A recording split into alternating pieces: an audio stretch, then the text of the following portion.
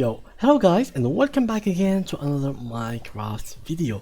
In this tutorial, I will show you how you can actually ride Strider in Minecraft. So let's get ahead and open Minecraft and open our single player world.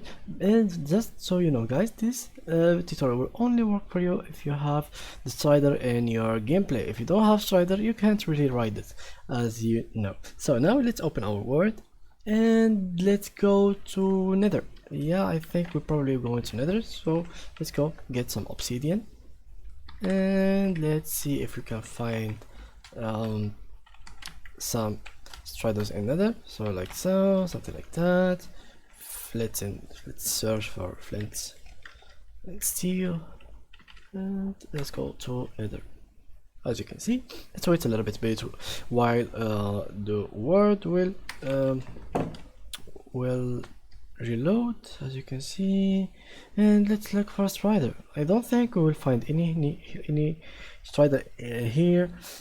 My game is actually lagging right now. So okay, I found some striders, as you can see, and now how you can really ride them. Basically, all you gotta do is get a saddle again. Use it for a horse, you use it for a strider.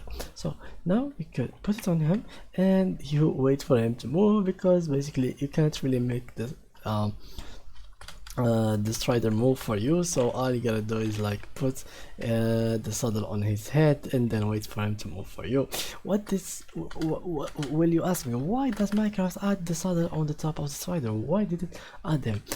Basically it could be a saving method for you. For example, let's say that you were digging above here and you were like breaking some quarters or something like that, and boom, you fell in lava. What you could do, if you had like you were a pro player of Minecraft, you could just make it fast, put ladder, press on him. For example, this one has a baby strider on his head. For example, let's say this one, you fall like that, you press on him fast and you are safe to go. So yeah, that was it with today's tutorial. If you enjoyed it, please leave a like, and thank you guys for watching.